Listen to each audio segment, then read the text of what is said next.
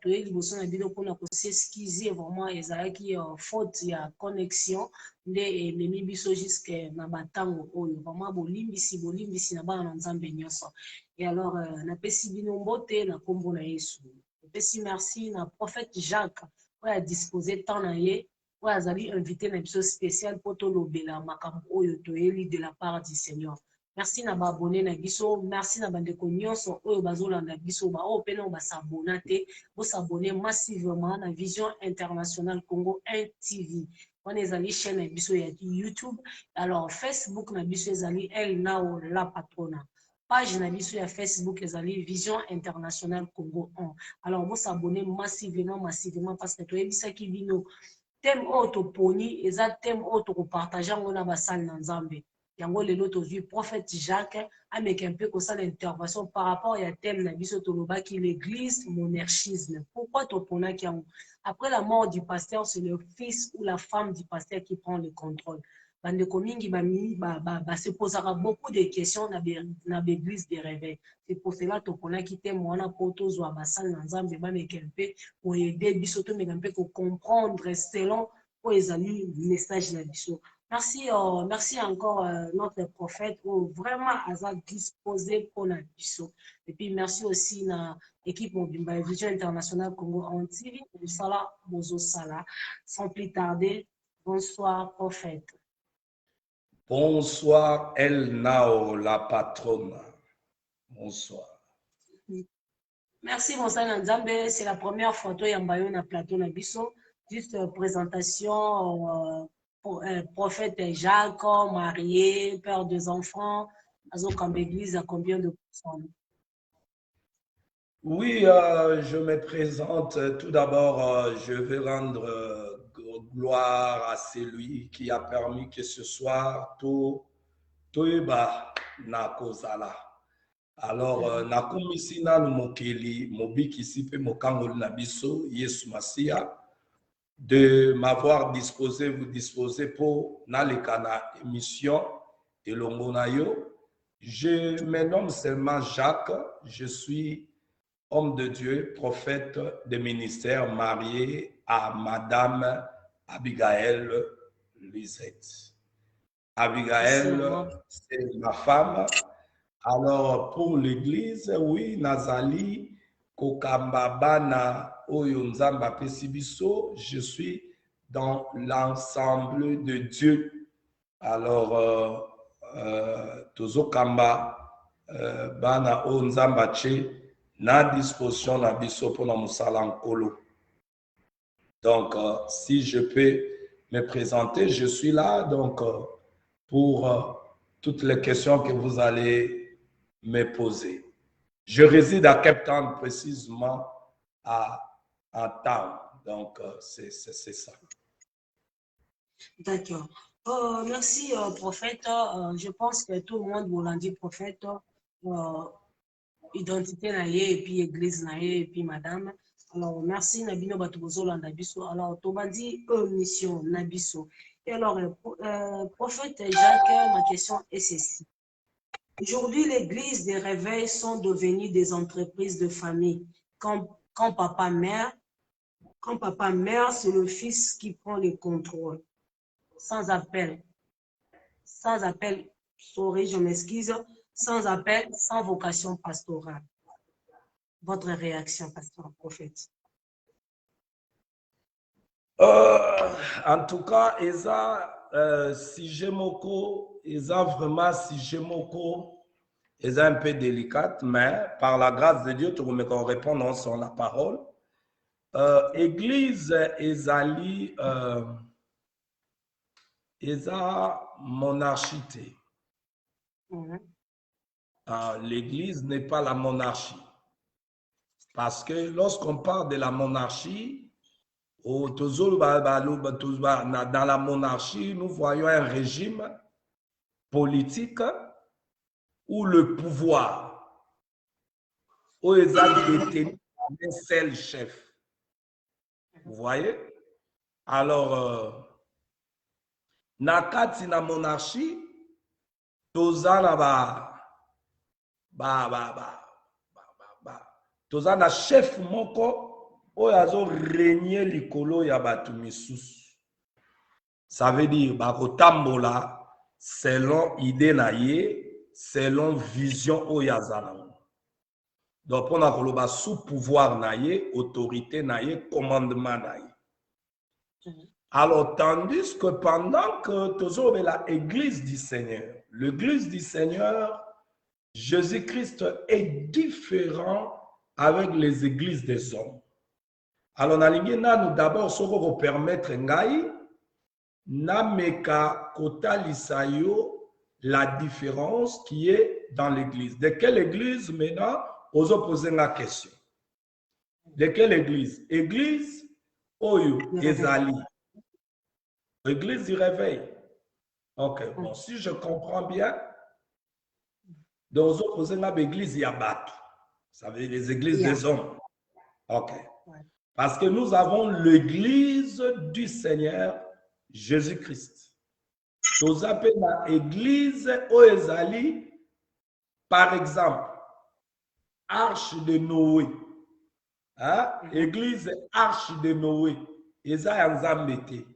Eza ya Kolo Muto Ache Arche de Noé.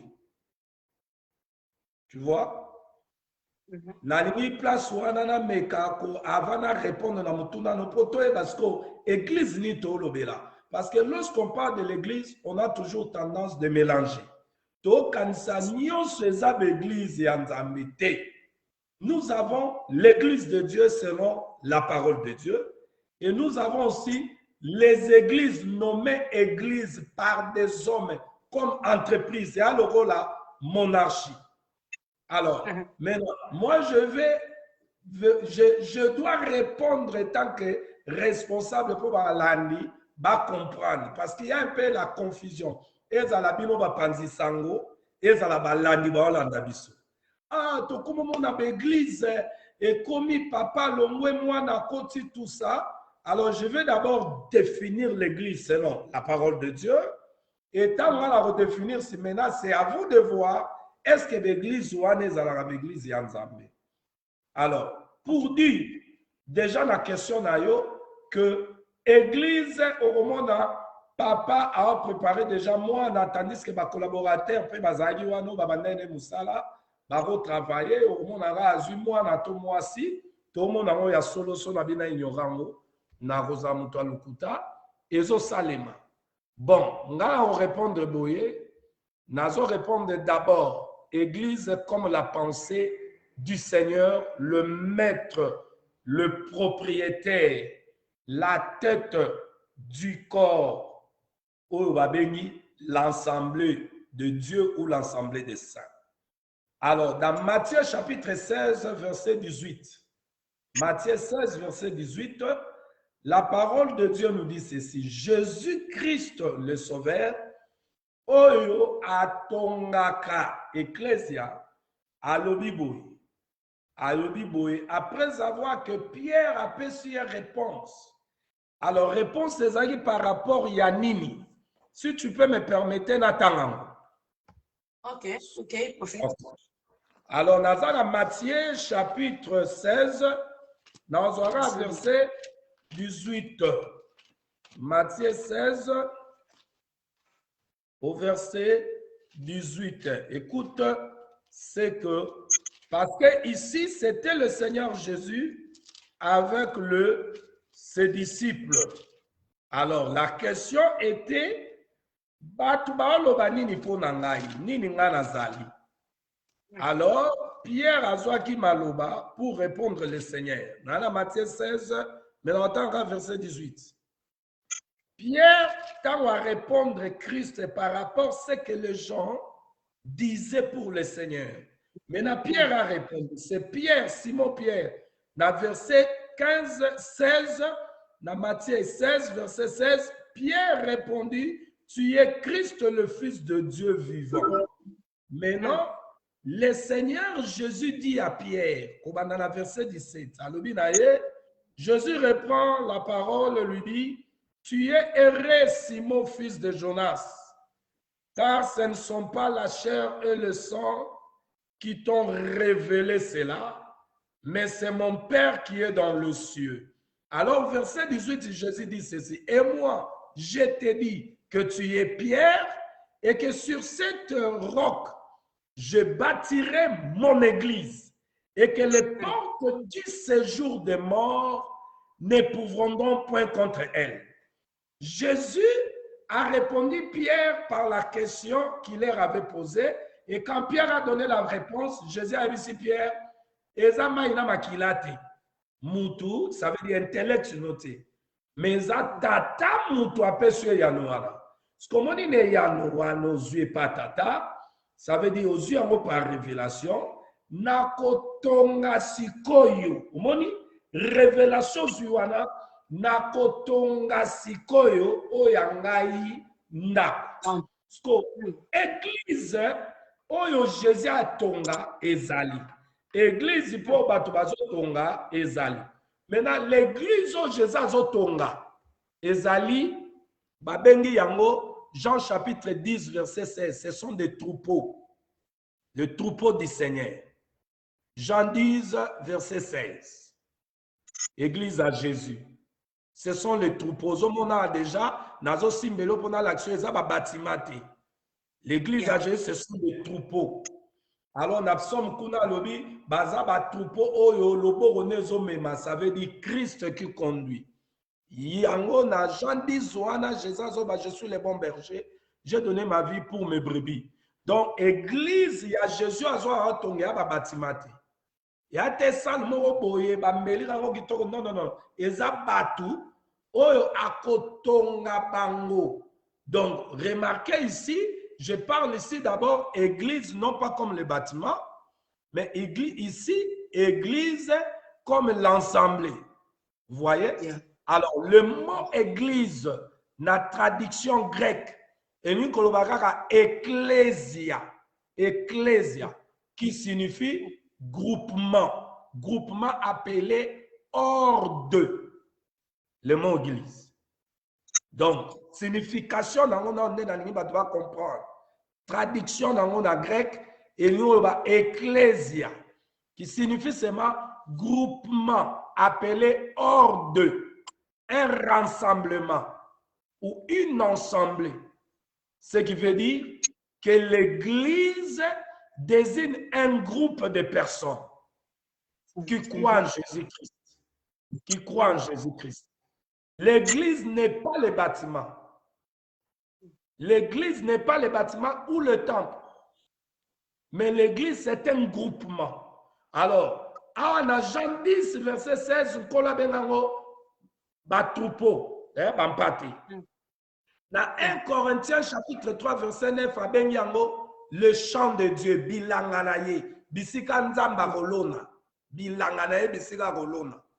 Dans 1 Corinthiens chapitre 3, verset 9, sous l'édifice de Dieu. L'édifice de Dieu. Car on a 1 Corinthiens chapitre 3, verset 16, le temple de Dieu. Le temple de Dieu.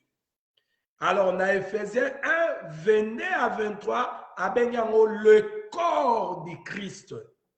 Église, le corps de Christ. Dans Ephésiens chapitre 2, verset 15, un homme nouveau, Mutu Yassika. Un homme nouveau. Dans Ephésiens chapitre 2, verset 22, habitation, une habitation de Dieu. Alors, on a 2 Corinthiens 11, verset 2, l'épouse de Christ, moi si à Jésus, église. Moi si à Jésus. Alors, maintenant, dans 1 Timothée chapitre 3, verset 15, la maison de Dieu. Dans 1 Timothée chapitre 3, 15, la colonne et l'appui de la vérité. Alors, pourquoi j'ai commencé d'abord par montrer, non pas selon la rousse, mais selon la pensée de Dieu, la pensée du Saint-Esprit, Église, ezande lisanga ya batu basangani, ba formé nzoto na Yesu Masia, ba membre ya corps du Christ, Yesu ye moko lokola mutu ya lokola nzoto na ngawa, ezala mutu moko, na biteni ya nzoto. Po oyo nde église mutu nde Yesu. D'abord ça. Église selon la pensée de Dieu. Oh Yesu abaga otonga. Maintenant batu wana babengi groupement wana. Batu wana o baosanga lisanga ya basantu. Bango sko bazwi boyokani. To banda kosangana epai ya mama na biso el nao. Po espace azana espace. Sko esika wana bazo sangana wana babonzeli yango nzambe nde tobengaka yango esika wana bamisu babenga babatima temple salle wana ezali sikoyo église locale bisika véritable église ya nkolo Yesu esangana ko eza nzoto o eza bato. Alors mais l'église on a nazolobela oyo eza lisanga ya basanto ya ba kolo nango azaka moko mutu Yesu Masia. Amen. Alors Yesu Masia comme tomona yete, il est le Dieu invisible aponi sikoyo bato. Ephésiens 4:11 aponi basali na ye. Ephésiens 4:11 aponi basali na ye. Basali na ye wana aponi bango apesi bango mission. Ba misusu abengi bango ba apôtre, prophète, évangéliste, pasteur, docteur. Aponi bango abengi bango ouvrier avec Dieu. Ouvrier avec Dieu. Donc baza basali na ye. Parce musala nini apesi bango. Musala oyo roi oyo boyebi ye malamu abenganaki vachi po ete vachi atosaki te na oyo etalaki mobeko esengelaki ya bala mwasi mususu. Alors bible ezoba na biso ete po bapona mwasi mususu azali na serviteur na ye ya ndako nde ya kalakala. Serviteur ne wana nde fale asangisa bana na basi ya bilenge oyo bazwaki na kati na bango mwana o babengi Esther azalaki oyo sikoyo serviteur ya roi Agai azwaki kaka soin ya kopesaka mwana mwasi wana biloko esengeli asokolaka nango po azala peto mukolo bakobimisa bilenge ya basi wana liboso ya roi bo apona mwasi na ye roi azwa mwasi ya malamu. Siko musala ya basali na Nzambe eza koprendre soin ya bibwele. Soin ya bibwele. Omoni? Bibwele na parce qu'abengi bango ba troupeau, ba bibwele bavandaka, baza la place na bango bavandaka, place bavandaka babenga ngo bergerie. Sko bisika bachaka bibwele wana, nde bisiko biso basantu tondimeli Yesu tosanganaka. Sko place wana muto ozwa soin, apôtre, prophète, évangéliste, pasteur, docteur. Rôle na ye eza nini? Rôle na ye eza kozwa bilei oyo kolo bampate wana abongisi mpona bango baservaka siko bibwele. Bazwaka soin ya bibwele, bazozwa soin ya bibwele kopesa bango bilei oyo kolo bibwele wana adispose. Siko bibwele naoloba ya banyama te. Naoloba bibwele ekomi bato bandimi na Yesu. Alo bandimi na Yesu wana nde église na ye eza na bato Nzambe atie basala musala. Bakolo église te. Bazali ba ouvrier avec Dieu. Donc, bana misala ya Nzambe ya kolo bibwele wana. Donc, Yesu nde kolo bibwele wana. Siko basali o babengaka apôtre, prophète, évangéliste, pasteur, docteur, baza basali na Nzambe atie bango wana basala musala ye. Alors, siko église wana jamais eko comme le roi monarque. Jamais. Et cause de laquelle leader, ça veut dire pasteur, azawanato, prophète, évangéliste, apôtre, docteur, le collabore naye. Ça veut dire business naye, boutique naye, oyoke, bon, et koli, bon, comme kota, bon, ngana rosa ate moi si nangai, soki na che collaborateur nango, moi si nangai na bana ba kufanzala. Nasala la côte sa moi nanga po gérer makambo wana ata na ate bana bakufanza ate wana église Yesu te. Ah on a otali soke église en fait on monte avec na kati kaka ya makambo wana omona kesi ya église eza kaka mama pasteur nde agéraka ngo mutu mosusu te te wana Yesu te. Église ya Yesu yango na otaliso ndenge makomi ezotalisa biso. Église ya Yesu masi oyo azotonga ye moko nde chef. Tango abi ye chef liloba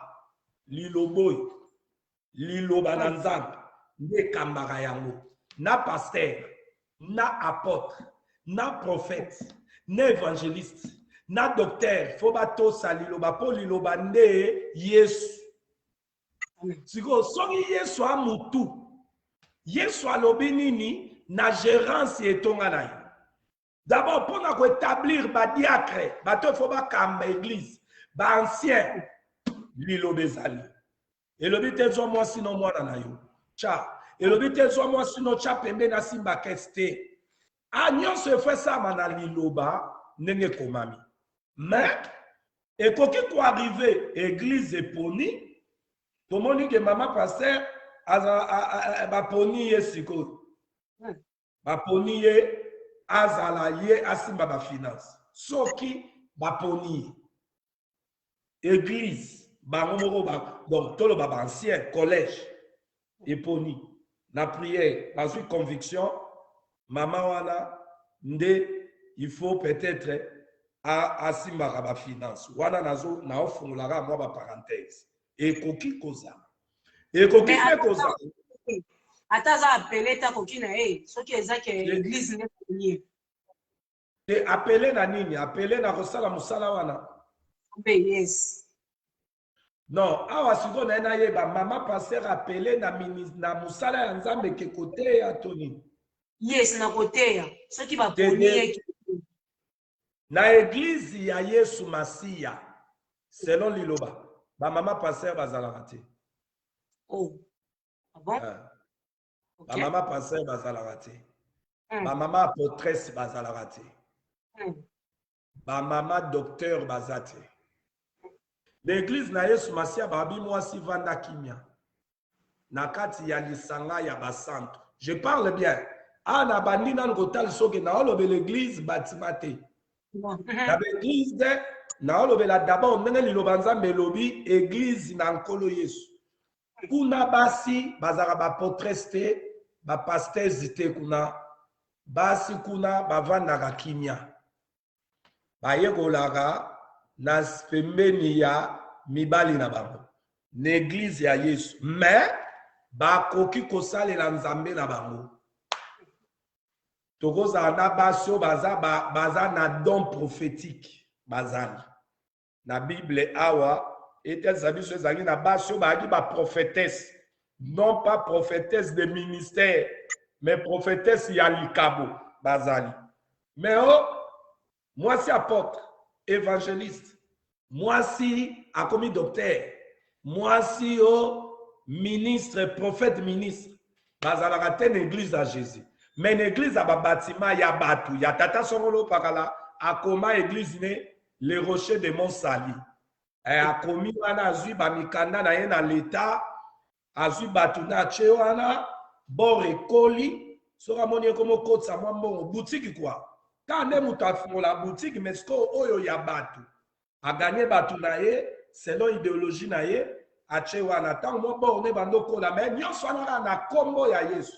Tant que moni bon comme kola tali, a moni que pas d'info batang, a disposer déjà bambongo, wana ba collaborateur d'église avant wana ba collaborateur bazakaka, soki oyebela ke na pantaloni balé ko bando moneka na mi balé mais l'église avant passer à changer la forme. Ala ta forme, on est propre. Yera na mwasi mama pasteur na bana siko balinga pe bakiti ya minene soko koti l'église yango ya babatima no mona pe bakiti ya bandimi na tata pasteur ekese moi ya bango pena neti ga monarchie ya mokili oyo bango balanda pe no moni monarchie ya mokili leadership wana mokonzi faza na kiti mo evimba le roi Fachi Beton donc bachela mo kiti mo evimba bango siko bongo wana eza l'église ya batu bochango pembeni ya kopi ya mutu wana ya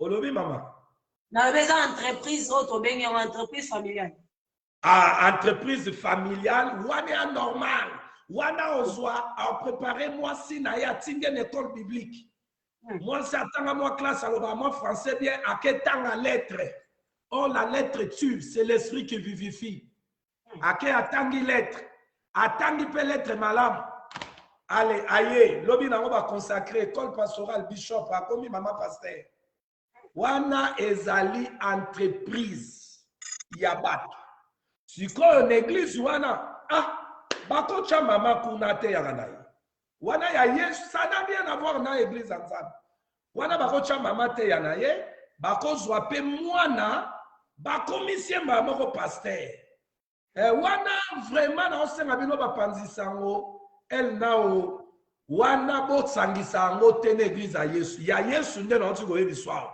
eza lisanga ya bato nani oyo aza mutu Yesu alors bango baza mamu nzoto kuna mwasi azwaka bokonzi te kuna mwasi atelemaka te o ngai apotres azalaka te et puis kuna bazwaka mwana te abengami te na ministère bake kotya ye mpo kope etika ya bango bazwi mama esalamaka te l'église ya Yesu oyo ebandaki mokolo ya Pentecote ntango basanganaki bazwi molimo ale bantoma babimi bakesala mosala bao nyonso banda osangana okuta kuna apôtre mwasi azali te na église wana primitive donc bango bazalaki kosala oyo mokonzi eklese asengai bango basala barespectacle lelo bato bazwa nde nkombo ya Yesu business emvwamisa bango basomba bamituka balata na nsima nkombo ya Yesu babika wana mais l'église à Yesu mwana soki abengami te jamais mais mwana pas kobengama papa parce que ici na koloba penda na équilibré parce que bino bapanzisa ngo mpe bokoya kotelemela bavrai il faut boyeba ke ndenge bokendaka na shop oke osombi eloko okuti okoti shop okuta vrai ezali faux pesa mais connaisseur asani asombaka vrai mais est-ce que bobengala bafaux bobengala bango bazalaka wana mais yo moto okoti mpona c'est que lelo mpe bavrai bana na nzambe bakokeba église ya bamonarchie wana ti bavrai bana na nzambe bakoyeba nzambe na bango akoyebisa bango awa nde place il faut kota kuna kokende te alors awa nana attention que il y a un moment mpe Dieu peut appeler les enfants pourquoi parce que nzambe azoyebisa Moïse maloba na ngai mibeko wana napesi bino yebisa bana Israël batangisa bana bango ntango bana no mikie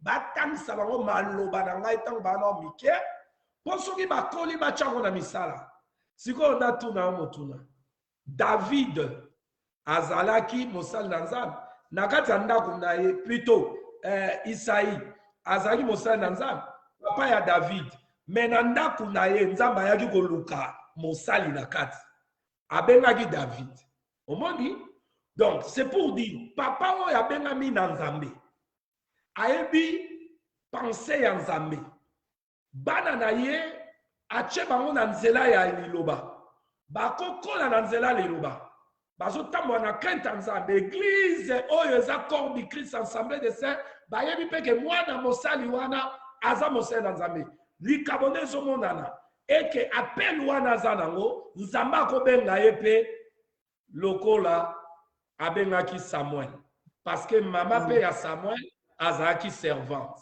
papa mpe ya David azalaki serviteur donc epekisi te ke nzambe abenga mpe mwana ya mosali mais ekosalema te ndenge esamba lelo mona bato bamurmure jamais bato baza na ensemble wana bakoyeba ke mwana oyo abengama etamboli na ye témoignage na ye eza te oyo azali na poto papa akomi koma mokolo mba moko batimbeli ke ale mwana akota théologie yo bongo ezokotisa mbongo mba mo mwana akoti théologie monaka akiti bo nzambe akangolinga encore nzambe yango oyo ya ngolu bakoma ozwa ye kaka maseki basangisaka ye oyo kaka nzambe akangolinga bachenga maboko oyo bache maboko lobi akomipase te bongo te mais ekoki kozalaka bana basali nzambe abenga bango basalele mpo mosali ya nzambe asolo ye na libota na ye basali ya nzambe moi et ma maison nous servirons l'éternel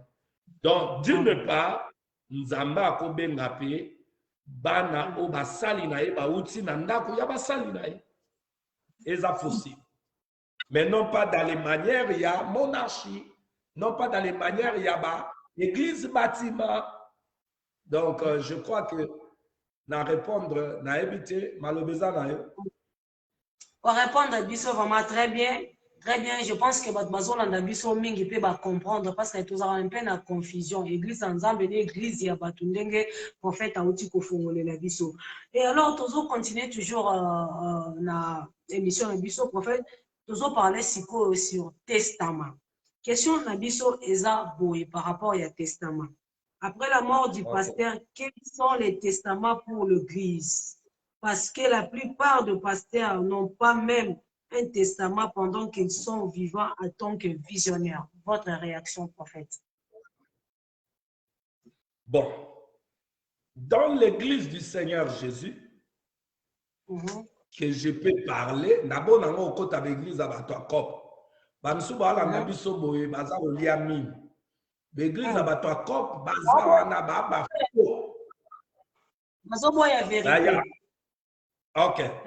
L'église à Batoakop, Baza, Nabamsouba, la Nabiso Nakuzu, Baza Bafo, Basa Kop Nabango, parce que Nzambe yemo atiki bango Basa Kop Nabango, ndenge na pesa exemple, so koti wenze, oku tape bato bateka ba pirate na bango ba bengi na makaste ya kosomba yo somba place yo sepeli ndenge moko pe ba fo wana basa kope na bango nzamba ko juger bango ba kotika l'impunité.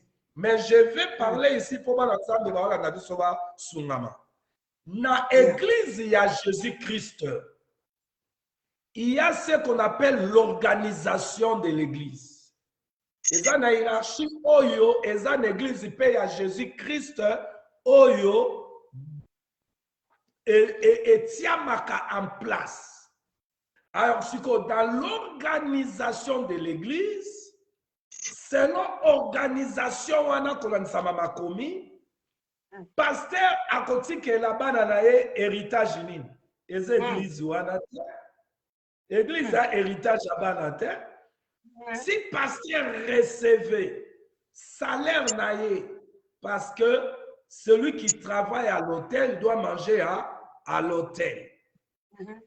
Alors, si pasteur wana na salaire naïe, na économie naïe, na oyo nzamba zo futa ye, po nzamba futa kabasalini. Alors, il faut battre na biso pe baye ba batelemela kabasali na nzamba. Mosala nzamba sala ka eloko moko te.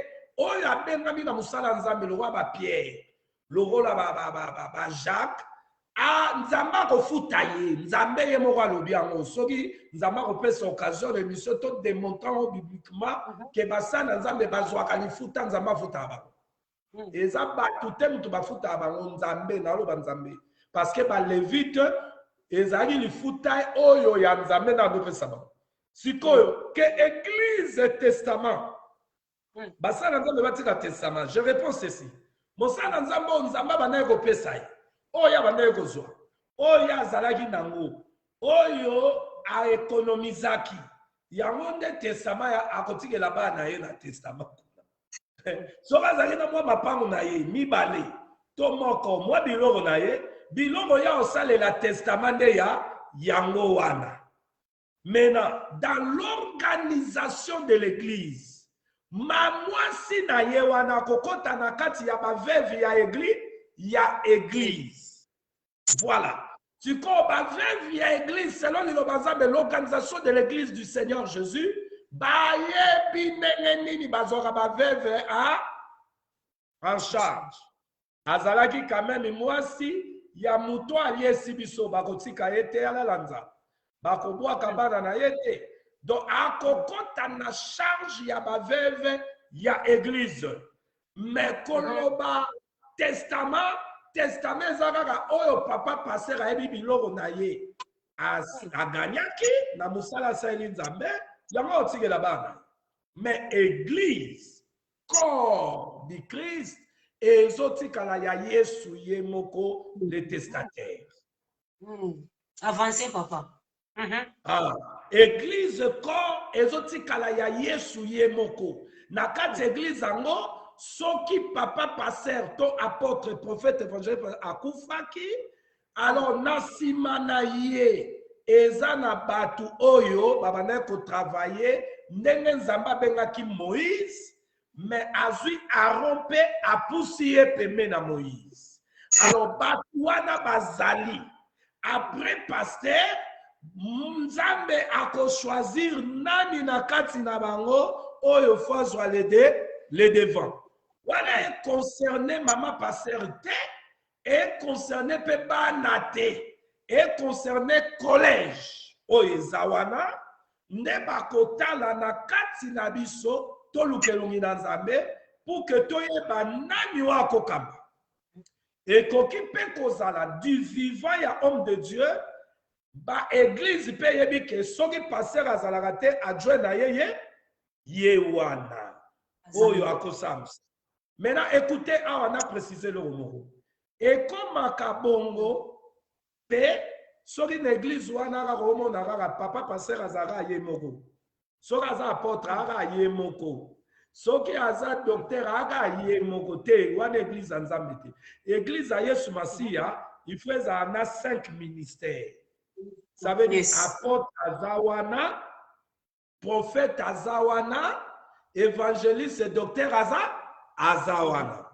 Tiko soki intendant général oyo azalaki lokola parce que bino nyonso boko kambate pas encore Yesu désordre des akate. Tiko soki azalaki na intendant général oyo azalaki lokola oyo aza lokola aza komema ba misusu po azalaka kaka. Jamais on compte à quelque part au coup les 8 patrons. Oh, les 5 patrons, ils ont raté. Bisognon se trouve ministre, mais à la moko nzambe aponi azwa charge na bisognon nyonso azala kaka.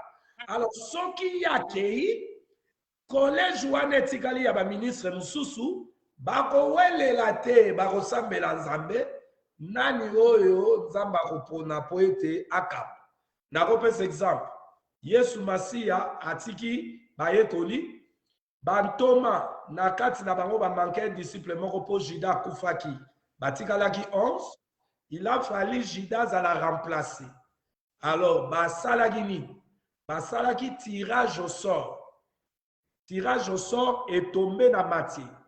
Na koyebisa ba awake na Israël ezalaki na ta oso makambo ba na réponse te bandosa tirage au sort. Et tirage au sort, nzambe yemo ndazo pona. Parce que proverbe est un sabiso, même na tirage au sort, nzambe yemo muto aponaka. Ah, au roman te lamba ya Yesu Masiya babetela ango zeke, basale tirage au sort. Ah, et komama ki déjà bien avec kosala mabongo. Donc na Israël et zalaki kosalema. Alors au moment Matthieu apona ba na tirage au sort. Et Yemuto a remplacé Judas, Matthias. Donc, c'est comme ça que la parole nous enseigne donc, côté testament, le testament que l'homme de Dieu peut laisser, ce sont les choses auxquelles Dieu il a gagné, il peut laisser à ses enfants. Mais l'église corps n'est pas laissé à la femme ni aux enfants. Ça, c'est le corps de Jésus, c'est une propriété privée de Dieu. Voilà. Bon, merci, prophète. Tozo combat toujours l'émission à Bisso. Alors, Tozo lobela likambouya vocation. Question à Bisso ezali boy. Est-ce que la vocation, c'est une histoire de famille? Place des ordres et zokota, dislogation, paix, église, moyen et évoluer, exalté. Votre réponse, prophète. Voilà. Quand vous parlez de la vocation,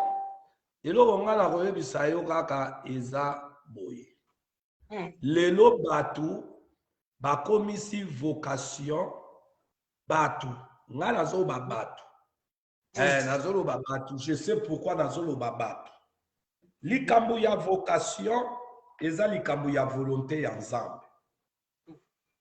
Likambo ya vocation eza poto simbango bien eza likambo ya volonté ya nzambe.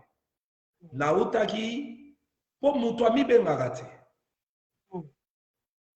mutu amibengaka te Nauta côté sur la volonté de Dieu, n'a par là qui le 5 points qui exprime, qui définit la volonté de Dieu.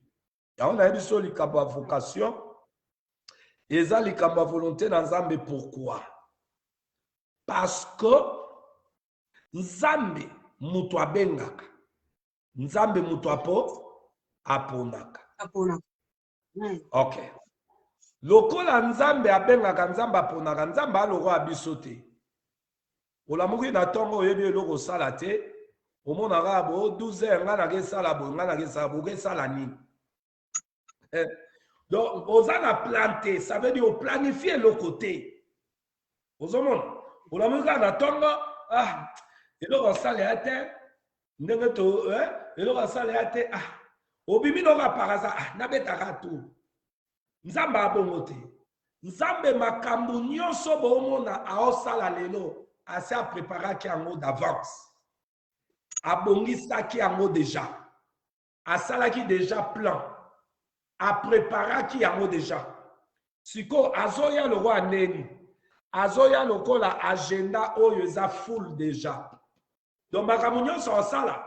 Eza déjà na kati agenda. Voilà. Donc na kati agenda wana azana bakombo ya batu oyo ayebi ke ba oyo baosalelanga o baosalelanga o wana basala Satan o yanga o wana baza bavoisi ya libebi o yanga na kati agenda na ye aza bongo yango oyoki likambo ya vocation lelo bato bazwi likambo ya vocation ma sœur elle nao bakomisi yango nde cop vocation ya cop te ozomona différence. Bango lelo ba komisi yango cop. Oyebi po ani. Pona la plupart makambo esalama lelo okomona ezosalama parce que misale ya te nzala ekoti na eza na mokili. Bisika nzala ya na mokili alors okomona mutu aoluka kaka ndenge bini ya réussir na vie. Siko na koluka ko réussir na vie wana nde ezosala ke mutu atali amonike oh menga na monike qui pastore zo simba tika na kota kaka vocation d'abord ingolobani tozwa nanu vocation ingolobani eza appel intérieur à la vie de Dieu ou disposition spéciale pour accomplir quelque chose. C'est ça la vocation. C'est l'appel intérieur à la vie de Dieu, Ou disposition spéciale pour accomplir musala oyo obengami osala. Et la vocation, c'est un ordre de Dieu qui appelle son serviteur. Ça veut dire un homme dont il a fait le choix. Alors, ceux qui nous ont bénité, nani oya roya ko salela nzambe ndebi singa de mission pour bien parler de la vocation il faut voir la volonté de Dieu d'abord. La volonté de Dieu c'est quoi? C'est le choix de Dieu. Ça veut dire le choix de Dieu. Si la volonté de Dieu est un choix nzambe c'est que nzambe azala makambo yo ya apona makambo alingaka makambo a préféraka makambo eza précieux pour naï. Siko yoka nzambe abengi Israël. Ayebi se Israël yo za peuple nanga. O faut za la peuple nanga o za la saint. Aponi Israël bongo. Parce que Israël nenga zawana. Azana nzela mso okendete. Israël a ko vivre selon volonté nzamba. Ako zala nenge nzamba lobi wana. Nzamba poni. Yo faut za la yanga yo faut za. Alors vocation ezali appel oyo nzambe abengi baoya ye mena na kati ya vocation il faut yeba ke mutu abengami a fonctionner ye moko te oyo abengi ye nzambe azala ba décision likolo na ye azwile de ba décision ozomona makambo ya kosala na oyo ya kosala te.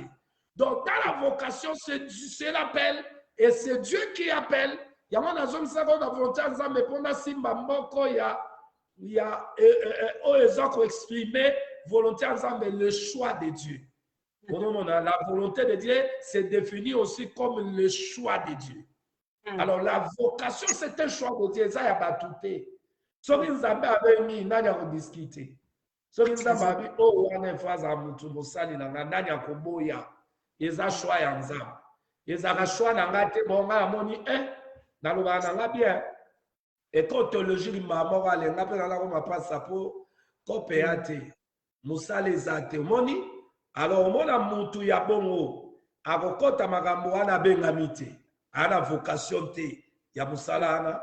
Nde batu nyonso bomo na bango sex tape bimi o mazala ki bo atikeli bor na ye mwasi na ye to monde na ba réseaux sociaux papa pasteur ate mama zui bor mama pa monika mwana aloba mwa français bien théologie mwana tangi bible moko akomi na vocation mwana nini mwana mwasi lobi mwana mwasi ango abali bazui pe mobali ne mamo ata bengama na ye te ale kota na kati ya bord ya famille donc ba église ya bongo so ya na bato ba okende kuna mawa to samela bango ka babima na ba synagogue na satan wana ya biloko nzambe te ya eloko ya moto asali po aliesa libumu na ye mwasi ne na bana mais aliesa mwasi na bana mbongo masumu na kombo ya mokeli na bosani ke un jour otema liboso na ye asamba omoni l'église lokola ya prophète na biso akufi ya Nigeria.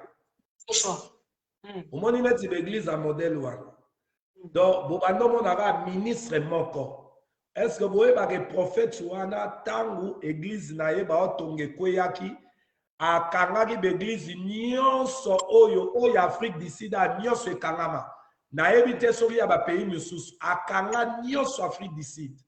Alors soki ezalaki église nzambe nzambe akokanga bampate na yale bokosambela su te bovana ndako po ntango akangi bango wana bakeli wapi akanga yango nyonso siko wana bobenga yango église ya nzambe eza nango mituluku eyaki kopa mutu asake na ye na nzambe nasambisa ye me ye nde akosamba liboso ya nzambe toana likambo na ye te me nazoloba nde bobanda omona kaka ye moko na mutu ya eloko nde wana alors batata ngo bayebaka te un jour mpe bakokufa bakotelema liboso ya kolo kombo yango moni yesu alobi ebele bakoyebise nasalaki bikama na drenaki masse ayebisa nayebi bino te ya biyambe ebele yesu ayebi yango te ya nango bakopa bato donc pour répondre na likambo lobi vraiment mama nga na répondre yo selon oyo nga na ocomprendre na makomi que vocation ya likambo appel ya nzambe ya bakotela yango classe te oyo baketangela yango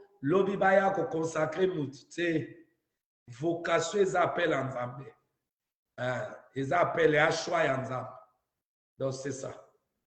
Oh, merci prophète Tozo, continuer toujours l'émission et biso vraiment je pense que bato bazolanda biso bozo comprendre message vraiment ezokoma bopesaki basujet na bino botindaki baquestion na bino po totunela bino basala nzambe vraiment place boza nayebi ke moko na moko azozwa part na ye na makambo oyo prophète azoloba. Et alors prophète question na biso mosusu ezali boye tolingi toyeba comment le pasteur vive mieux que le fidèle de son église. Votre réaction. Hey! Ma sœur Nao, mituna na yo, vraiment, eza makasi me photo yango.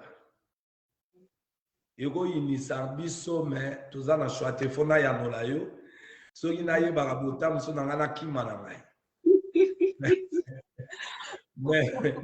Mais lokola eza mituna bana nzambe pe baolanda na bafo wana baokengidela biso kaka kolobani te botika nga na répondre kaka na mituna ya mama el nao atuni ngai mpo na bana nzambe bazala beni bandela su mutuna yango lisusu. Question na biso eza boye comment le pasteur vive mieux que le fidèle de son église. Ok. Na église ya Jésus-Christ. Na église ya Jésus-Christ. Je précise.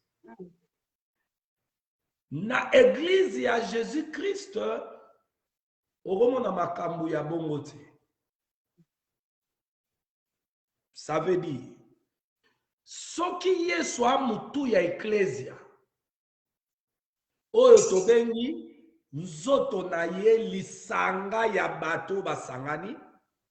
Soki Yesu aza mutu abanda ko répondre na ba problème ya individu moko na kati ensemble. Yesu abanda ko répondre. Alors soki aucune église ya bato monarchie, ça veut dire yera aza na liloba yende aza ko coiffer nyonso.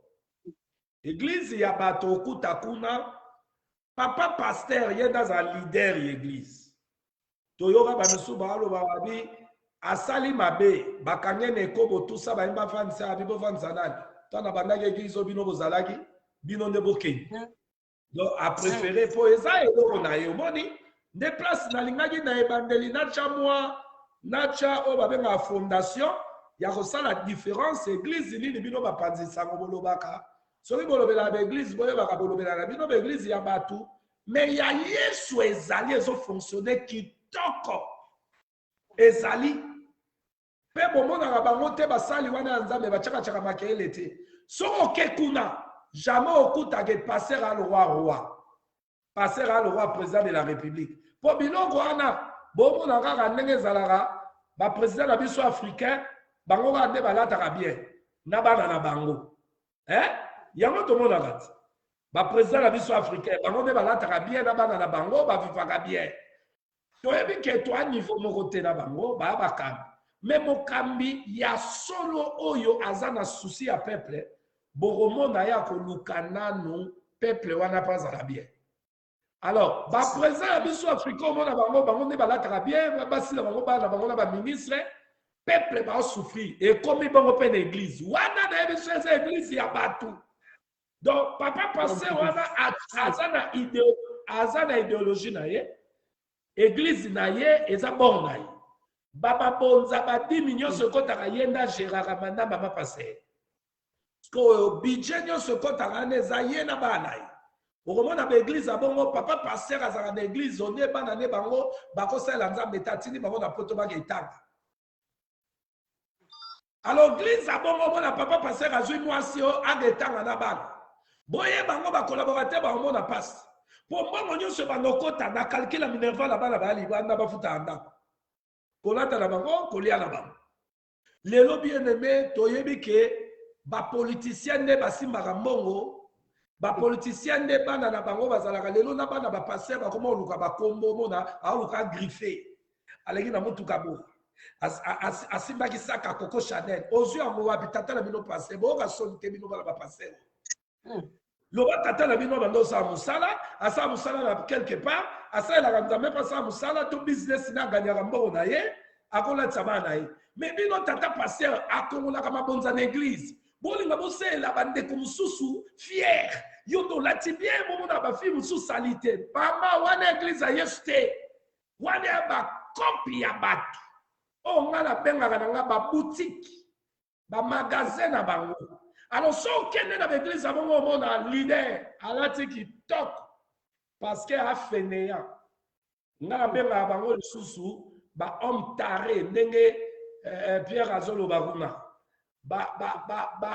baza barace de vipère aza wana na collaborateur mais collaborateur asali te mais ye alataka bien ata mwana motuka collaborateur interprète azozwa transport aza na ndako kuna soki baosala émission alakisa lopango na ye okoyoka bapasteur yango mpe bana bodasi o akoma okota ya kotaka hotel soki ya Sheraton aotanga place soki ya voyage na rovana baza basali ya diabolo basali ya satana bango nde bakipaka donc ye ayaki osala eloko po aliesa mwasi na bana oyo bamisusu abokufa na bino so bozasali te bozasali te et puis olanda bamisusu te azochola meme na basoutien ya basi na kati église oyo kapenda bwavanda abandi kochola na ye na basoutien ya basi ozomona niveau église ya yesu te wana nde baeglise monarchie wana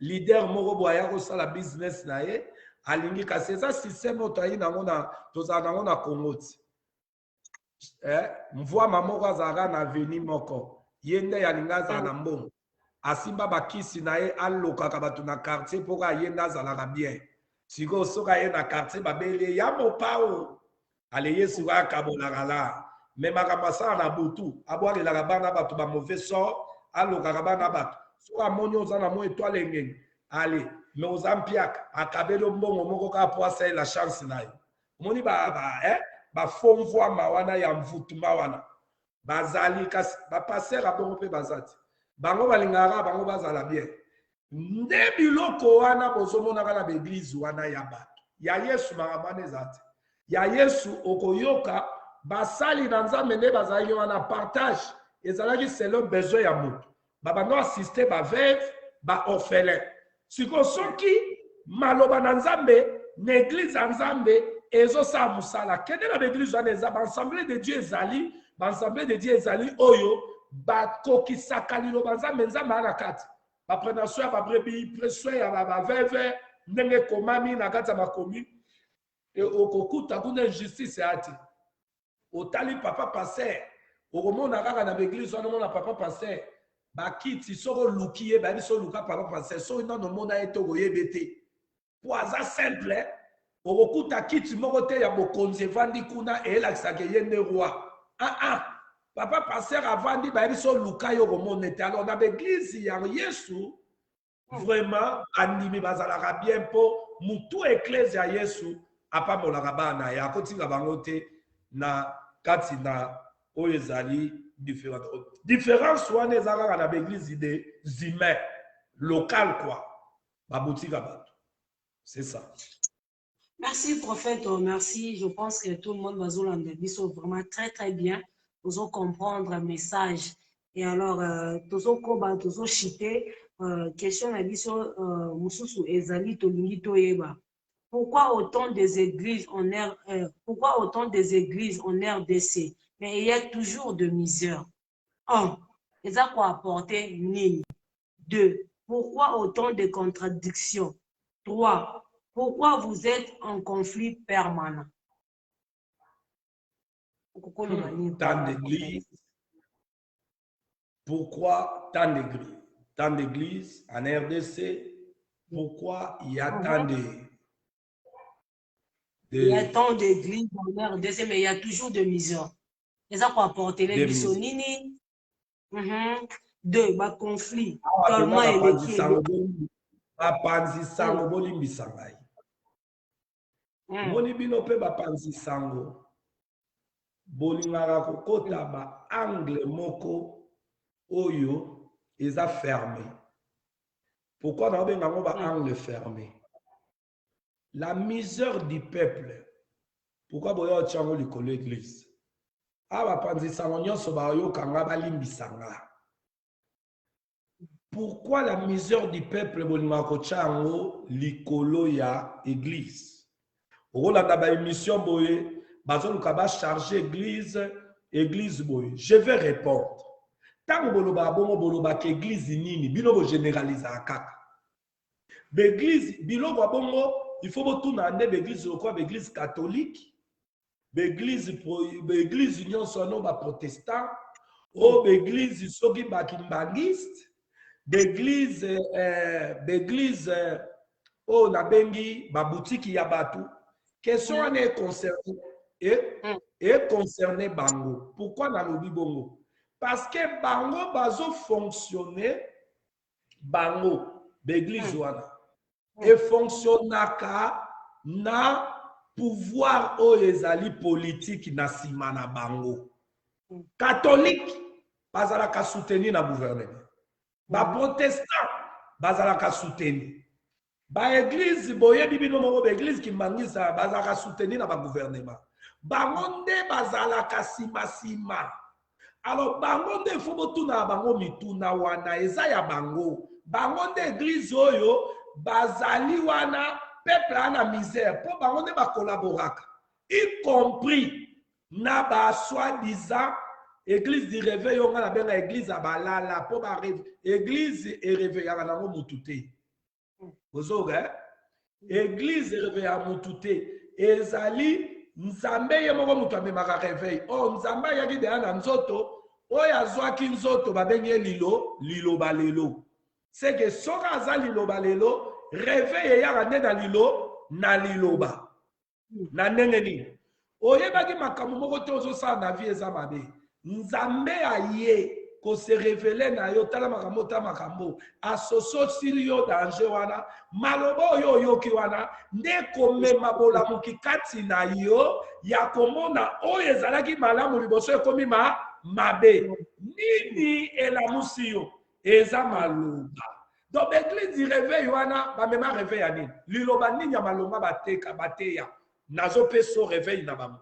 Réveil na bango ezali okozwa libala baseri wana bango mutu baya ba mateya okozwa libala okokende poto okokoma business women and businessmen.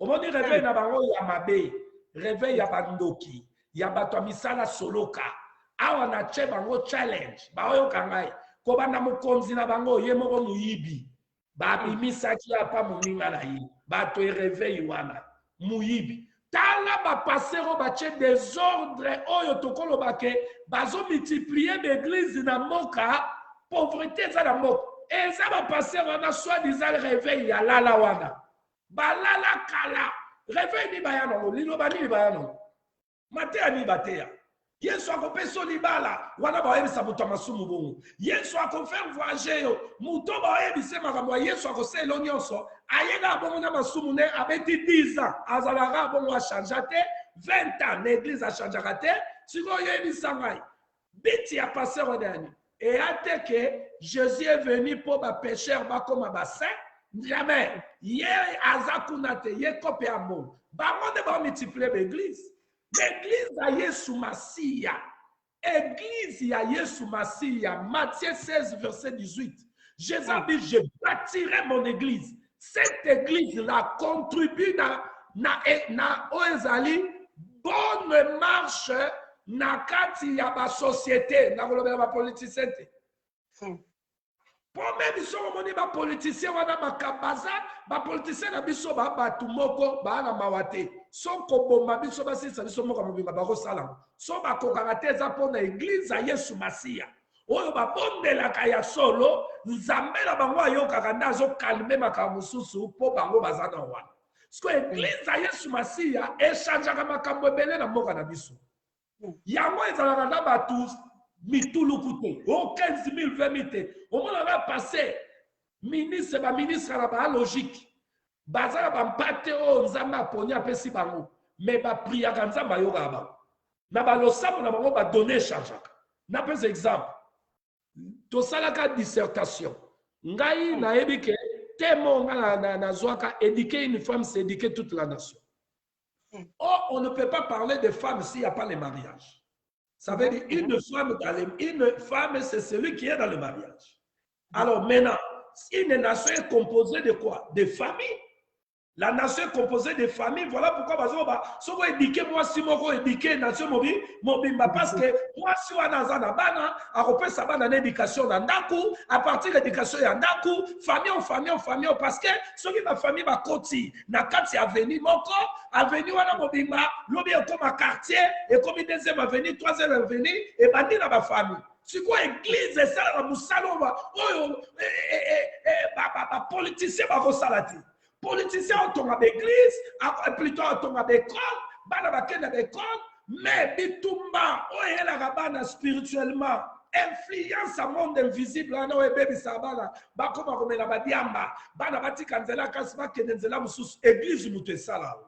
mais église nini, ya Yesu Masia, oyo yemoko, azali mutu, ba membre na ye bazanzo, nzoto, place wana.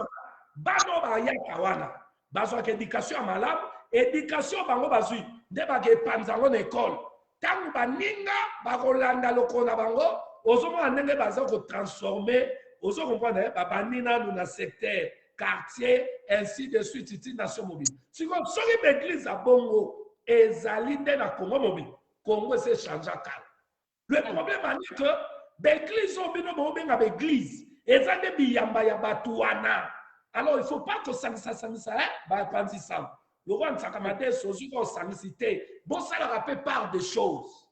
bokendaka na wenze boyebi ke original eza faux eza bolingi te na spiritualité pe vrai ezali faux pe eza so église vrai ya nzambe yango moto esambelaka ta mosusu bomoni makambo moko mabe efale yela biso na mboka wana ma koza basantu bazolela nzambe alongoli makambo wana mais sikoyo ntango bino bota l'église bobi baeglise ekoma ebele mais mboka echange te wana baeglise ya nzambe te elnao eza babutika batata wana siko bolingi bango mutu baye na kope na bango jeune moko atangi classe amoni peke mosala eza te atali bo aloba français bien abeti ne théologie na ye ye mpe afungoli baoka na ville so ekoma 10 ekomaka 10 wana ya mabe mais suwe ya nzambe elnao suwe ya nzambe bibliquement parlant Jésus a envoyé ses disciples, Matthieu 28, verset 19 à 20.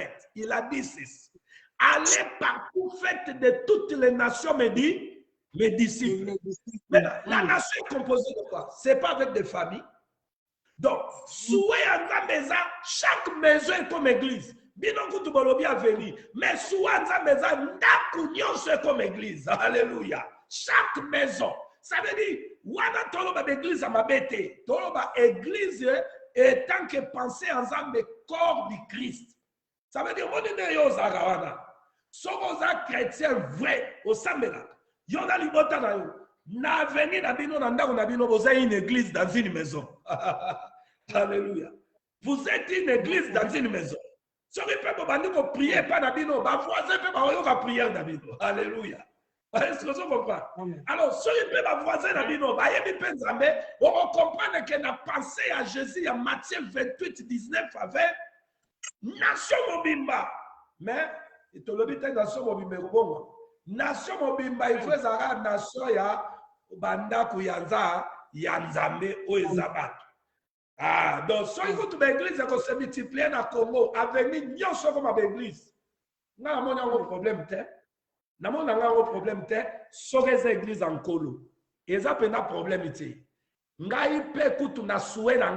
Kaka nenge souhait nzambe comment na ba souhait nanga avenue mobimba donc voisin papa na ndaku na ye abongwami mama na ndaku na abongwami na bana na ye chaque palais est comme dans l'église comme ça sikoyo soki tokosenga ke dimanche to sangana to na sangana ta na stade to sangani biso nyonso ba chrétien ya quartier to ke na biso na stade to ke sambela biso nyonso po to na nzambe moko mais ma besiko ezo sala ke l'église ekoti avenue kuna eza nzambe te mingi eza ba boutique ya bato yango muto esala bato wana ba politicien baoye pa na bango bazo sala complicité bavotaka bango na ba politicien ya mabe bayebi ke muto asalaka ne eloko te mais lokola bapesi papa passer mbongo azwi mbongo na tie na poche andimi ayebisi bandimi na ye bovote mutu wana bavote elobi député po yazwaka peuple aotikala kaka pauvre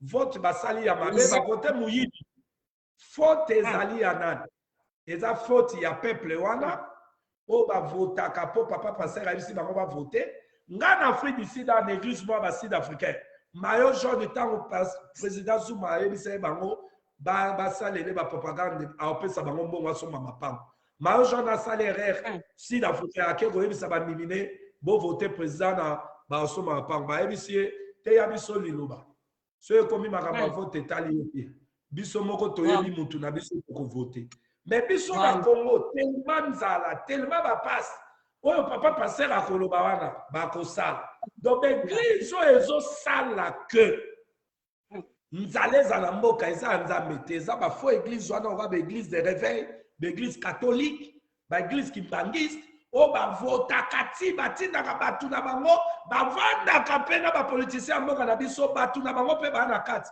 bango nde baeglise akobomola mpo eza baeglise moko emema malheur na mboka bazoya pembeni ya kombo ya bakonzi au nom de nzambe nzambe atindi bango te siko baeglise ya solo ezala na voi te nzambe kaka nde molobeli na bango ozomona donc c'est pour dire baeglise eza kose multiplier na mboka eza bafaux église yango mutu esangana na bapoliticien babomba peuple na nzambe bafaux église wana mais église anza bisika oyo ye moko aza motu yango kutu nde ezosala omonake makili etanga mingi te na mboka wana makambo mosusu eza na kimia ke bamaladi mpe lokwa bakorone ye boye omoni kaka mopepa na eleki eza bavrai église wana baassemble oyo ya nzambe basantu basanganaka ya solo bango ata bakomisi quartier mobimba église kitoko bango ata nation mobimba ekomi nango kaka église ndenge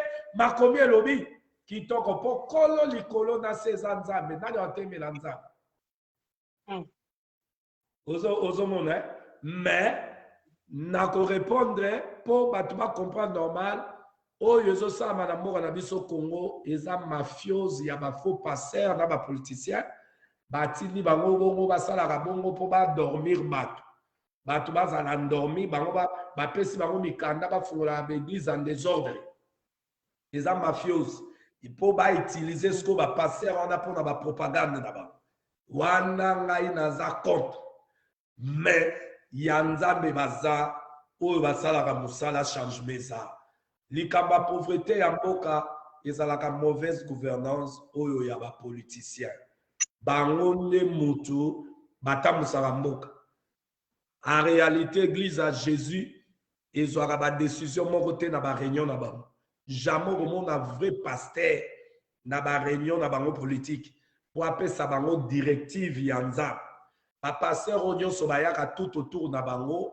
balukaka mo eloko na poche bayelaka yesu te parce que un vrai pasteur pembeni ya bagouvernement na baolinge te gouvernement ezovote baloi bapede il faut babala balesibienne yo siko pasteur liloba nzambe ezobo eboyama siko soki yo kotisi bango basinye baloi na bango yo oza vrai pasteur pembeni na bango soko oyebisi bango liloba nzambe elobi bakondima te bavrai pasteur bamonaka pasi mpo bango bayaka nansi a parler l'éternel pendant que bafo wana bapembeni na bango balala bango baza na bango bagigolo bapasteur moko bayaka mpona cope bango nde bazotonda mboka mobima siko kote sikoa baconflit conflit ekouta api napesa exemple bapasteur ya modele bongo nanga tokoyokana na bango te bango baosalela nzambe mpona mbongo biso toyebi ke Jésus est venu nous porter la vie éternelle et vie éternelle eza ye moko et vie éternelle ana soki eye kati na yo ça veut dire okozala ozoteka na yo ozosala mpe mosala na yo nzambe azopambola yo na mosala na yo ozosala mais bango batangisi évangile ya mabe nga tokoyokana na bango te tokoyokana te mosala nzambe asolo akoyokana na bato wana te eza lokola yo mpe ndongo ozana omoni motu moko aza idéologie moko na yo te estce oyokana na ye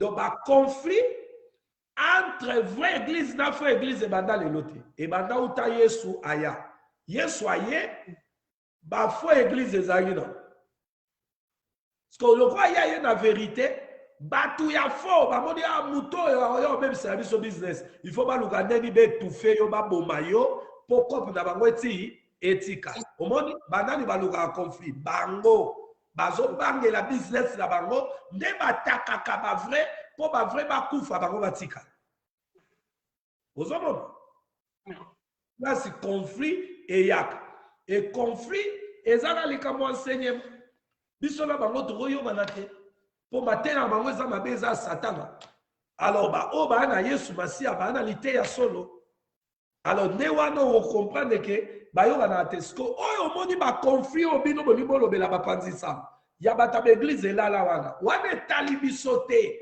nayebi biso deja ke bango bayaka na nzambe te bisika nzambe aza te nani aza wana satana te ntango amoni moninga amati bango bayaka na nzambe te batangaka akoma nzambe baza na ye te moto oyo aza na nzambe solo akoteya mateyo bantoma bateya mama ntango tokenda na classe tobanda mbala moko tokomi na basecondaire tobanda classe na primaire ntango tokoti na primaire tozalaka na baleson ya primaire ofi ozomata classe okokuta baleson deja babongisa ya classe wana d'accord avec moi oza d'accord soki omati classe obimi classe okoti okuta mpe baleson basi babongisa soki oyebisa ngai élève nini a discuté na prof que longola ba leçon wana ngala lingo pesa biso leçon ya musique soki yo ndo lingi leçon wana te olingaka professeur wana te yo ndo kobima na salle okende olibana ngala ndolinga cours na ndolinga nanga cours anglais te so professeur anglais ezali kaka tourna wakota ngala bimi nakelanga bon tochange te lokanga ndolinga anglais te alenga na change mbala moko non tochange te ndenge moko na makambo ya nzambe makambo ya nzambe eza deya bacours ebongama donc baoyo baoloba baa na nzambe il faut bateya makambo wana bon napesa exemple yo otangi neti na 3e primaire okei baeleve mosusu bakoya na classe wana makambo oyo otangi wana ekochange te ntango bakoya bakokuta kaka baleso wana oyo yo otangaki géométrie wana physique wana bato bakoya na nsima no bakokutango me ndenge moko na liloba nzambe yesu atiki malakisi apesi yango bayekoli nde baotambusa yango donc mutu nyonso aza na nzambe il faut apesa mpe kaka malakisi wana Ephésiens chapitre 2 verset 20 il faut ka malakisi wana sikoyo bango bazoya na malakisi mosusu conflit mpe eza wana ya malakisi bisika lilakisi mabe ezali na bato bana lilakisi malamu bakoyokana te yango moni ntango yesu aye ye azoteya malakisi ya solo bafarisien kuna baoteya malakisi ya mabe nde abande kobuka malakisi na bango abi bosala attention na malakisi ya bafarisien ya basadicéen na bahérodien ozomona wana ye aza na conflit na bato te conflit na ye eza kaka malakisi ya mabe wana azobuka ngo mais sikoyo tala bango moko tala bango baa na baconflit mpo na nini oyo amibengi leader mon premier oyo kuna mibengi tridok oyo kuna mibengi boy entre bango na bango bamon premier na basoki banani baarchibishop bamon premier koto archibishop koto oyo soki tala moto amibenga ye moko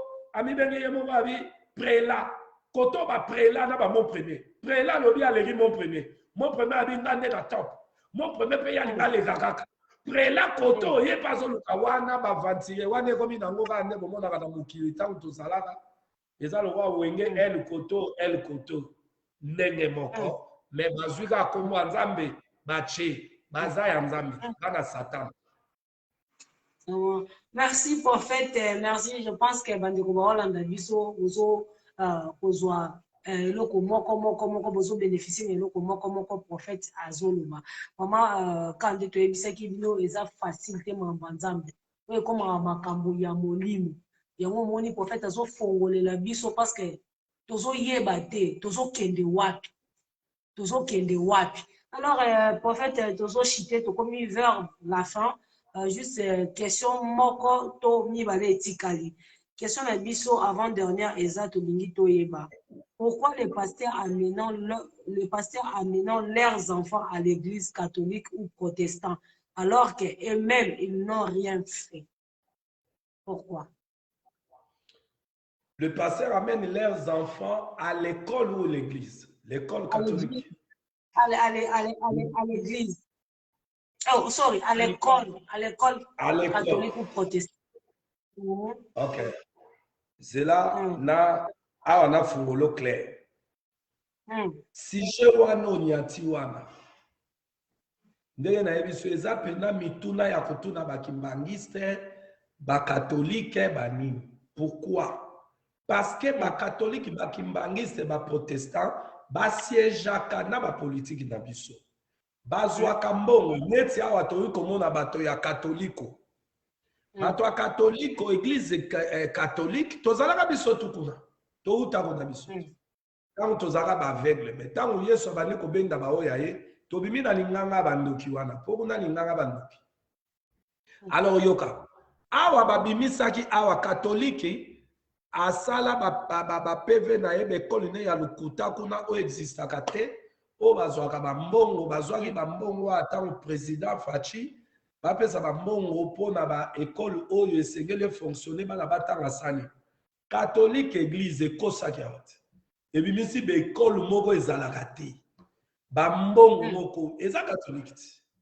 sikomoni mutuno ozoloba wana yoka siko na nation nyonso o eza nation eza balwa nango eza fort ezali nde l'état mutu atonga l'église azo soutenir ndenge azo soutenir ba religieux wana parce que il y a une différence entre l'église de Jésus na religion wana ba religieux parce que au monde na kati ya religion ezaka na ba rite na ba cérémonie mais tandis que christianisme eza vie et a Yesu aye ko vivre na kati ya bato mais dans la religion au monde na batanga makamoko boye banda des années basalaka ndenge moko soki basalaka boye bakotikala bane na bane basala wana ya religion kuna ezaka barite bacérémonie esalamaka kuna mais église ya Yesu Masiya na orépété eza oye akambaka eyokanaka te na bato ya leta sikoyo baza na bango na bamoyen moke bakotonga baeglise ndenge nini bazwaka aide moko te ya leta ana olobela église ya Jésus ok parce que même na Bible soko tali okomona ntango Yesu ayaki bafarisien wana bazalaki pembeni ya roi pouvoir oyo ezali civil et soutenir bango mais ntango Jésus ayenda na soutenaki kaka basere wana bayi pembeni neti oyo baa nango moke wana nde banda ose soutenir donc na église ya Jésus soutien na bango ezalaka kaka Jésus bazwaka aide moko te o aide moko euti mpaki ngati bango bato balingaka bango te mpo bango bavivaka na solo baede na bango eza kaka nzambe ye moko motu azwaka swe na bango mais tandis que baeglise oyo ozoloba wana bamemaka bana na bango na baekole catholique ya baeglise nini baba ya mabe wana baeglise de réveil wana ozoloba te baeglise de réveil wana ozoloba ya bato balala wana bango bazwaka mbongo ya bilamba basi kobala na mituka malgré moko na bango okomona mo école yango mpe kenda komona te kende komona école yango babetelaka tolo baprofesseur yango mpe soki bafutamaka ndenge nini mwa moko basala mwa baekole na mbongo ya banani ya bandibi mais sikoyo bakatholike wana bazwaka baaide napeso exemple bazwaka baaide ya bagouvernement par-ci par-là Rome na bango edaka bango bazwaka baede ozomona sikoyo bazwaka baede nde baotonga baekole il faut bakota na baéducation c'est tout un système mpo ntango ekomeyaka maponami le président mboka na okonsite bango bainfluence bato bino bakasi nde bakatolike na batonga baekole wana eza na avantage na biso mais batongela biso luvanium université oyo ya biso kuna campus batonga yango bato mayele babima kuna basalela ekole bato basisa baklasse kuna balisansie badocteur en droit basalela ekole tomoni bapapa na biso Etienne baye wana babundi ti ka katolike wana etelemeli bango ekoperaka nango ka baeglise wana donc baeglise katolike wana batongaka na mbongo na bango te eza bambongo baede ya bapays bango bakolaboraka balowa na ntango ya Yesu ya bafarisien bakolaboraka na pouvoir en place bazwaka mbongo na gouvernement ndenge moko na baeglise ya balala wana bafaux paster bango mbongo na bango eza baveste o paster abimaka beti pièce bo abime na mutuka bo bango mpe bazwaka bambongo me ya bango ke na bapoche na basi katolike sikoyo yaya atongaka baekole pourquoi il faut éduquer bato wana ntango ekoma ya maponami président akozwa bavoi na ye na nsima na bango yango omoni bagimbangize bapesaka voi so baponi président tokovote bavote so baponi bakovote te bakovote te alors président na mpe fo apesaka bango mbongo mpo ayebi ke maponami nde ekobima na kati ebandaki na président Mobutu alors baeglise wana nayebi so eza nzambe te lelo nga na ofungola bino botalaka baeglise ya balala wana bazwaka mbongo me nga na oyebisa bino bango kutu bana nani aboti bango bakatolike wana na baprotestant bazwaka baide ya gouvernement il faut batonga baeglise baekole plutôt bambongo wana bazwaka bazopesa éducation bana na bango baoéduke wana lobi bango ntango babeta mbele babeti mbela bayebisi bana na bango batangisi wana bo voter mutu tel bako voter baza na influence politique. Alors pasteur bakenda kotika bana kuna baka ndenge moko te na kokotela nani po bango bazwaki la basombi bilamba na bavoiture bazoketika bana bango batangaka ozomona. Mais quand même catholique na musala azosala azotonga baeglise baekole banini mpo baekole ya malamu ya makasi ezalaka d'éducation catholique. Quand même bango baosala siko bapaster oyo bakenda kotika bana kuna sont des pasteurs bato ya cop mama yebisanga moto asala cop sikoyo toloba nini aza businessman sikoyo toloba nini ye soki ake pembe na gouvernement bapesi mbongo efo atya na poche baza na bango babusinessman ozomona. Yango wana sikoyo catholique ye l'état azo responsabiliser catholique so anga tonga alobi toni tosala bo tosala bake kosenga appui ya l'état basoutenir yango bakendaka kuna yango ifo tokeka kuna na bafo na la vrai tokenda otanga suwa po bakatolika ya bazwaka bango. Donc c'est ça. Ok, prophète, tokomi vers la fin, juste question na biso ya suka ezali tolingi toyeba pourquoi chez nous en RDC on fait que prier. Waouh. Pourquoi chez nous en RDC on fait que prier? Question et c'est si bana poto. Nayola moi audace musu ya bana poto bani koloba trop bakasi nde bakomi na poto ana bakomi de ana lola. Mais tika na répondre dans na mukusi. Prier, c'est une recommandation du Créateur des cieux et de la terre. Prier, c'est une recommandation du Créateur des cieux et de la terre, Maître de l'univers visible, invisible, grand Dieu, grand roi, notre Sauveur et Seigneur Jésus. Azolo bana banani ba prier. Azo senga banani ba prier. Asengi batunyo sote mama. Luc chapitre 18 verset 1. Il donna cette parabole pour montrer qu'il faut toujours prier et de ne pas se relâcher. Ça veut dire, lorsqu'il parle à Luc là, il ne parle pas à tout le monde. Il parle à ceux qui lui appartiennent. Maintenant, je réponds ceci. Prier au Congo, ou Congo prie trop, si on peut mélanger avec les fausses églises, na kilo ya repese. Mais tu as séparé.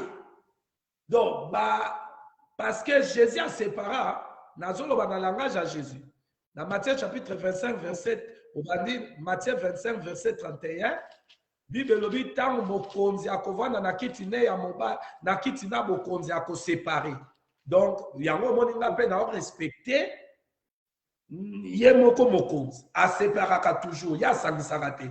Ata église noto obenga bandimi ya Yesu bazalaka bazali na kati ya bato nyonso me banongoli bango pe a séparer bango. Nzamba sépara toujours. Tika réponse na pe ezala na dévolé ya séparation pe. Alors, non répondez-vous. Prier, c'est pas pour tout le monde. Je sais que beaucoup de gens prient. Mais la question que tu me poses au niveau de ma prière selon l'église de Jésus. Alors, prier dans l'église de Jésus et ça assemblée des saints. Bah, membre Yakor ya nzoto Yesu. Luc chapitre 18 verset 1 et Nzambe wana na suka exemple. Nzambe azope cet exemple pourquoi il faut prier. Il donne l'ordre, il faut prier de ne pas se relâcher. Oh, prière est la conversation. Et alors, on est au sur la boue. Prière est la conversation entre moi et Nzambe na mokeli na ye. Mobiki si na ye. Nini? Biso toaba na Nzambe. Yesu Masia mobiki si na biso. Nous avons des problèmes, nous avons les difficultés. Alors, comme lui, il est notre Père, comme tout enfant dans la maison de son Père, lorsqu'il a des problèmes, alors qu'il n'est pas là. Moi, nous avons un problème. Alors qu'il n'est pas là. Alors qu'il n'y a pas de problème. Si on a un problème à Minerval, papa Minerval. Si on a un problème à Bilamba, papa Bilamba. Si on a un problème, il y a. Donc, à quoi ça papa n'est?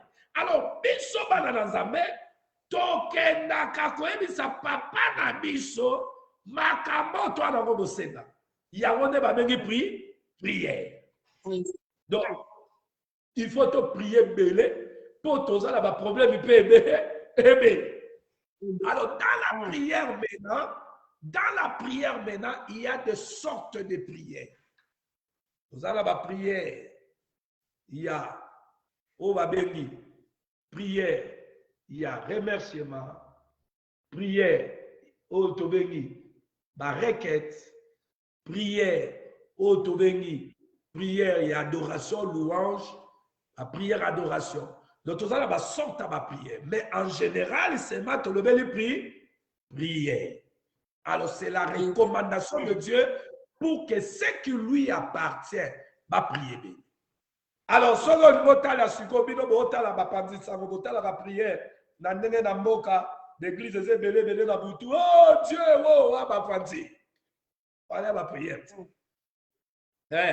Parce que l'église jamais koko ta veni. Et quand tu as venu wala bandoki ba continue ko lokaka ba ser à quartier wala na bana quartier wala ba sakaka ba kanga bango ka bandoki rien. Sur l'église il y a Jésus vraiment Jésus. Et quand tu as venu moko Jésus tant ba otombola na butu. Bandoki wana ba kokate so ba koki moto à Jésus te ba kimi ba changer quartier. Alors bato bango ba banda ko loka ba roye pas Jésus. Jésus a kangoli bango moni ba sepe ba komi komba la makabo changer. Mais so moni quartier mo basi baba la kate. Mi bali bazaka kuiti zododo bazaka bongo mais l'église est belé à l'église à cop.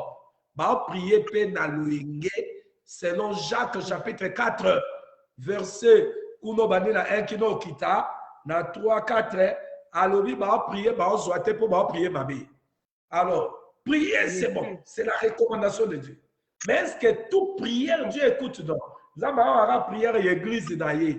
Oh ya lobaki na Matthieu 16 18 je bâtirai. Bateau yemoko absali bango grâce à sauver bango.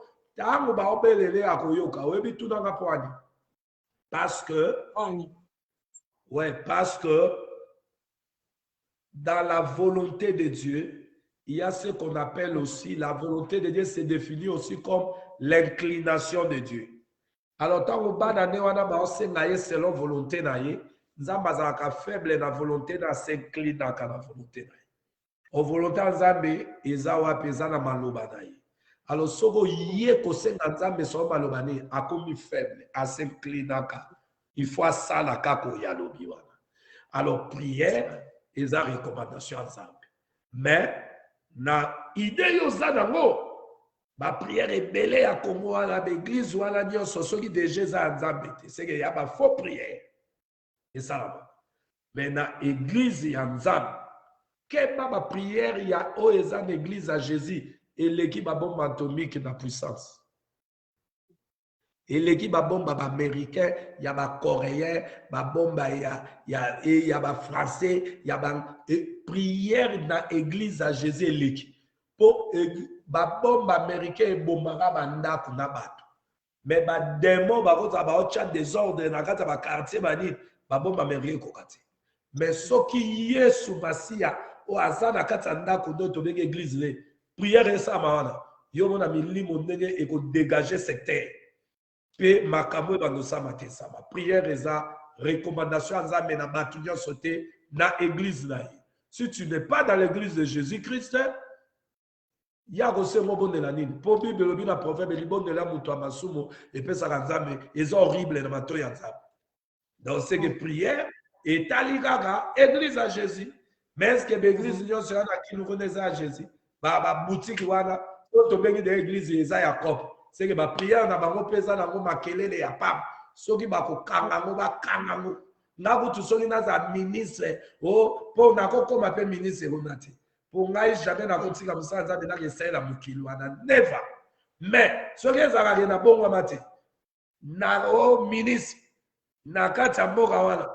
Na okanga l'église nyonso wana ya l'église lala nyonso wana zo cha désordre ba makelele na butu wana nyonso koka. Comme église ekoza na quartier. Ale boyoki kuna matang. Boke na matanga na masolo ba. Balieye ezaki bo. Ndenge ni bandoki wana ba kolia ka bato. nzambe na kwe nga l'église on a sera nzambe na lemba rigiri bokoyo kasango bandoki babima bakiba bakati babima bakiba bakati babimi dans l'église na bakartier revêché pendant que revêché comme bakende ko samba pa mama pasteur moko boy bandoki kwe akimi pendant que va na poto et revêché quartier mobile ma bonne deli na biso. Donc c'est ça et là on a pour répondre la prière c'est la recommandation de Dieu pour son église. Bon ba wana ba hotel me na mote wana ba na poto botika na bino bo priaka trop wana botala ande ba fo église boya pe na vraie église yo kutu muto o kapwa prière de bongo prière d'église à Yesu na ebisa yo prière l'équipe bon si ko soki prière l'équipe bon c'est que toi na posa ba prière wana pour ba prière wana yango de ko kwisa banguna na biso to mona kati prier sans cesse c'est la recommandation de Dieu pour l'église non pas pour tout le monde. Ok. Merci, prophète. Nous sommes presque de notre émission. Mais moi, question moi, Naza a besoin de répondre dans la mission car c'est parce que tu commis vraiment dans ce que tu consommes, bah minute belé. Est-ce que Nzambe ba lukakai? Nzambe ba lukakai. Bon, na répondre na mukuse. Nzambe azara kati na biso. Nous avons na pona église. Pona église tozalaka de na Nzambe tokoluke wapi. Pona église corps du Christ. Église à Jésus. Tozalaka ne déjà kati na biso tokoluka ye wapi. Alors langage tobaka tozo toke luka Nzambe tokoloba ngo na langage biblique ba consultaka Nzambe. Consulter. Peut-être na lingala nde tokoloba luka Nzambe. Na ningi na sale eloko moko oye na komi sale la te na consulter Nzambe. Mais bapaganu bakoki koluka Nzambe te pourquoi baza na molimo ta komema bango luka Nzambe. Nzambe na luka bango bapakanu. Nzambe muto aluka bango bapakanu. Yango yoki ayebisi Pierre na kosala yo pécheur d'homme. Alors mbisi yaka koluka batu to batu muto bakenda koluka mbisi. Batu bakenda koluka mbisi. Ba pécheur bakenda péché de mbisi. Alors Nzambe akenda koluka bapakanu. Mais na kati ya bana na ye azana bana na ye. Mais bana na ye ba consultaka nde. Donc on a répondu je crois la question. Vraiment, merci. Tokomi vraiment la souka. Merci Nabi Watoubolandi Biso. Vraiment, merci. On est avec qui prophète Jacques Apesi à lobby. A lobby à parler à formoli penda Biso pour comprendre.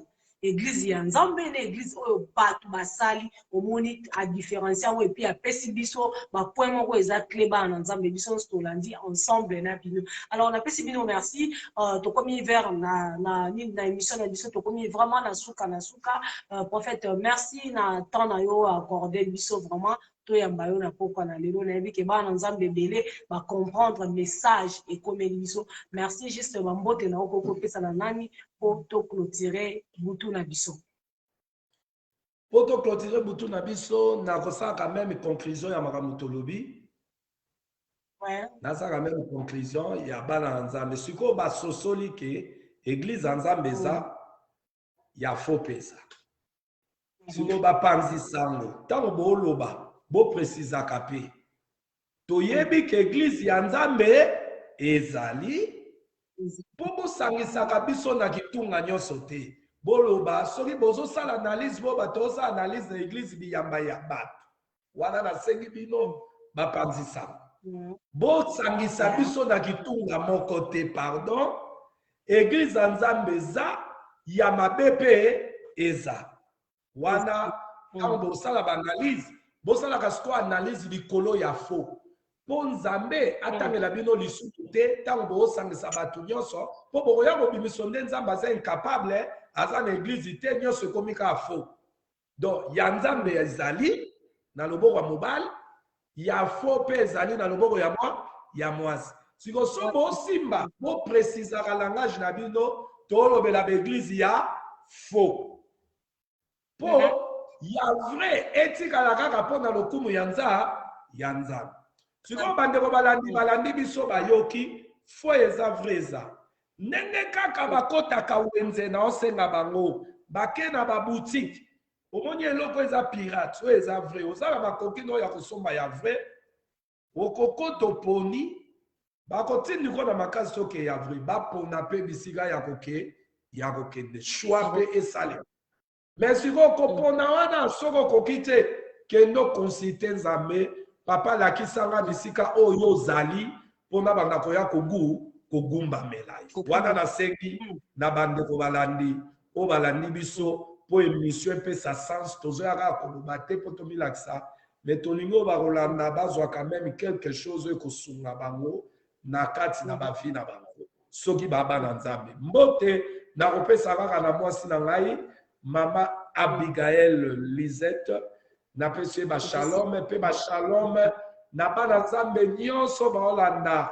oyo balandaka ngai na émission l'état de la vérité bazali connecté banozela biso banda kala mais faute à technique yango tobandi l'état na biso bakolanda biso na nsima napesi bino bashalom na bino que la paix du Seigneur et sa joie vous soient tous multipliés au nom de Jésus-Christ et na remercier yo elle nao la patrona pour na kokanisa ngai na kati ya carnet na yo pour ngai na répondre na bituna ozaki na ngo na remercier yo pour na temps na yo disposer nzamba pambola yo musala ke liboso et ayeba na ko pesa yo bwanya mayele afin que musala osalo wa batu nyonso te balobaka batie batu nyonso na kitunga moko moyeba kokabola langage parce que moto azalaka na maboko mibale makolo mibale ndenge tozalaka toyebi koponda nzela malamu na ya mabe donc ntango moto mpo ozoloba na langage na bino baanalyse na bino bosalaka boyeba mpe ke bien ezalaka mpe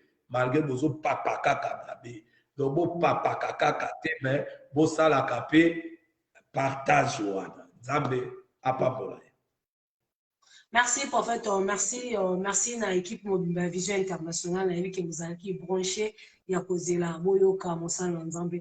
Zambalola, mon abino. Dès que tu as continué séance, il y a ma pasteur. Tu peux savoir la suite, il y a ma salle, Nzambe, où va intervenir. Le prophète Jacques a intervenu. Je pense que Moutou a vu par naïe. Na makambo ya nzambe kandi tolobaki oyo eza makambo ya nzoto te ko makambo spirituel nzamba lola asunga biso nzamba lola abatela biso nzamba lola continue ko protéger biso na nzela oyo tolingi tokota ya makambo ya nzambe parce que bandeko c'est pas facile so omoni ke émission esalami nzambe nda permettre émission esalama soki nzambe te tokokai kokutana te na mosala na nzambe nzambe azongisa ebele nzambe apambola yo lisusu prophète mpona temps na yo apambola libota mobimba et puis misala ozosala efuta yo vraiment merci à la prochaine occasion merci ciao na bino nyonso Merci beaucoup ciao bye